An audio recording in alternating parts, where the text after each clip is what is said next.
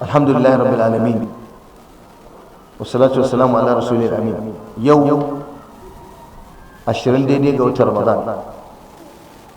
Wannan rana ce ta musamman, ranar farin ciki, ranar godewa Allah da Allah ya kawo mu za mu fara shiga goman ƙarshen watan Ramadan, ranar kuma damuwa don mun fara sallama da watan Ramadan. Akwai hukunce na shari'a da suka shafi waɗannan kwanaki masu albarka, goman ƙarshe na Ramadan.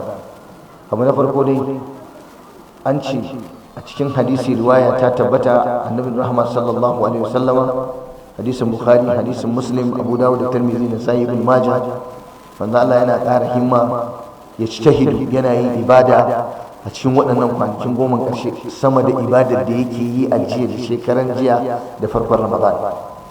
Ana buƙatar duk musulmi, duk musulma, yau din nan a kimtsa, yau ne ranar fara sallar tahajjud.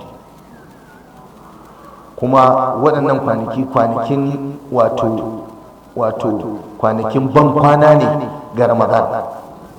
Kar ku manta, da yawa akwai wanda muka yi Ramadan da su a bara, yanzu ba sa, to ba mamaki ke ma ko kai ma Ramadan ɗin ƙarshe ne za ka yi. So ana buƙatar musulmi su ƙara himma da ibada sama da wacce suke. Wanda bai yi sadaka ba, ya yi ƙoƙari ya yawaita yin sadaka a cikin waɗannan kwanaki na goma ƙarshe. Wanda bai yalwata wa iyalinsa ba a wannan wata, ya yi ƙoƙari kafin waɗannan kwanaki su fita ya yalwata wa iyalin shi. Wanda ya sakaci akan sallar asham da sallar tarawih bai yi ba, to yanzu fa kada ya kuskure wannan goma ƙarshen bai raya dare ba. Ana yin ibadu kamar haka: qiyamul layli, tahajjud. Allah ce wa min al-layli fatahajjad bihi nafilatan laka asa an yab'asaka rabbuka maqaman mahmuda. A cikin dare lalle ka yanki wani lokaci da zaka tashi kana sallar tahajjudi. Sallar tahajjudi sunna ne, sallar tahajjudi ibada ne. Kada ku rudu da waɗanda suke yi wa mutane maganganu na karya musu gwiwa, na hana su himmatuwa akan wannan sallar. Masallatai ai fito ai sallar tahajjudi, raya masallatai ai tahajjudi. Wanda zai iya yi a gida ya zauna ya yi a gida, Allah sa albarka. Idan mata suna so su fita za su je sallah, mazajen su kyale su je, dan annabi ya ce la tamna'u ima Allah masajid Allah. Kada ku hana bayin Allah mata zuwa masallatai.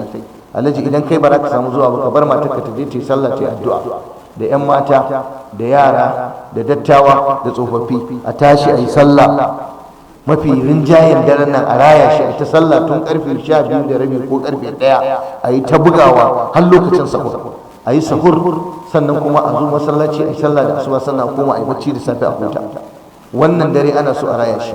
A irin wannan lokacin manzon Allah yana bi kamar yadda ya zo a cikin riwaya, ba ma Ramadan ba, inda dare yana tada iyalinsa yana ce a tashi a yi sallah, a tashi a yi sallah.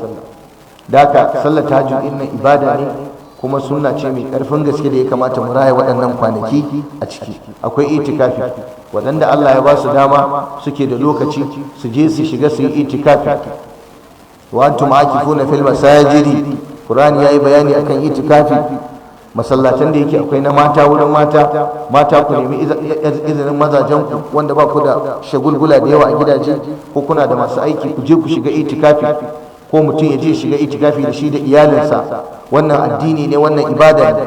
Al-muqtu fil masjid, zama a masallaci a itikafin na a kula da karatun Qur'ani, salatin annabi, karanta ainihin zikirai da wuridai wanda suka tabbata a sunna, a nisanci chatting a cikin itikafi, a nisanci yawan duba WhatsApp a cikin itikafi, a nisanci yawan duba Facebook a cikin itikafi, a nisanci shiga YouTube a cikin itikafi. Duk abin da zai dauke hankalin mutum bai samu ibada itikafin da makare. A nisanci yin abokanai da hira ta banza mara amfani a cikin itikafi. Masu hali ku taimaka wa 'yan itikafi, ku kai abinci masallatai, akwai ruwan sha masallatai, a raya masallatai da wannan itikafi.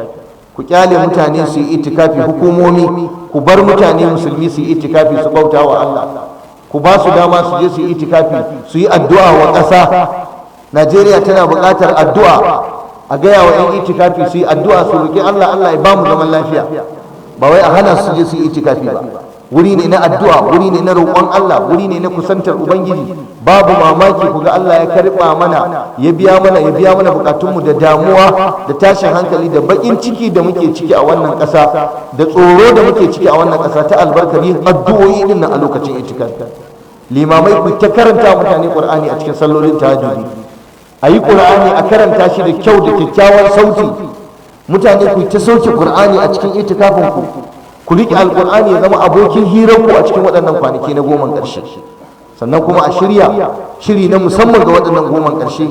Yau ne dai kamar da na gaya muku insha Allah ta'ala za a fara. Allah ubangiji ya sanya mu cikin masu cin moriyar waɗannan goman ƙarshe ta hanyar yawan salloli, ta hanyar yawan yin tahajjudi, ta hanyar yawan karatun Qur'ani, ta hanyar ba mutane sadaka, ta hanyar kaiwa ziyara gidajen marasa lafiya, ta hanyar kaza, ta hanyar kaza, ta hanyar kaza. Wannan shine ƙarshen kwanakin da suke a cikin watan Ramadana, kuma kwanaki masu tsada. Ga Lailatul Qadri a cikin wannan kwanaki. Lailatul Qadri khairun min alf shahr. Allah ya ce Lailatul Qadri ya fi wata dubu. Idan Allah ya taimake ka kai karaya dare ka samu Lailatul Qadri a goman karshen nan, to kamar fa ka shekara 80 da wani abu ne kana sallah kana ibada. Ga karban addu'o'i a goman karshen nan. Allah yana karban addu'o'i idan an roƙe shi a cikin goman karshen nan. An fi sa tsammani sama da sauran kwanaki.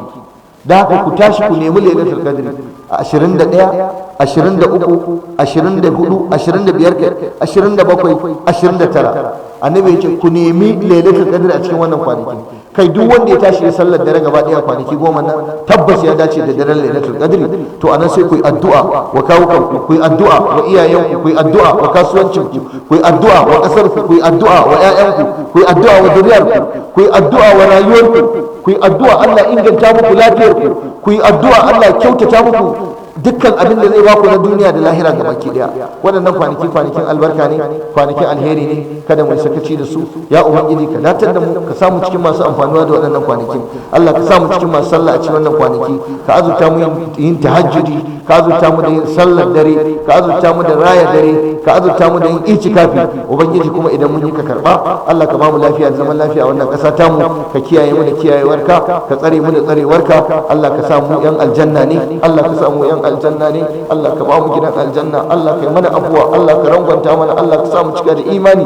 Wa subhanaka allahumma wa bihamdika ashhadu an la ilaha illa anta astaghfiruka wa atubu ilaik. Wassalamu alaikum wa rahmatullahi wa barakatuh.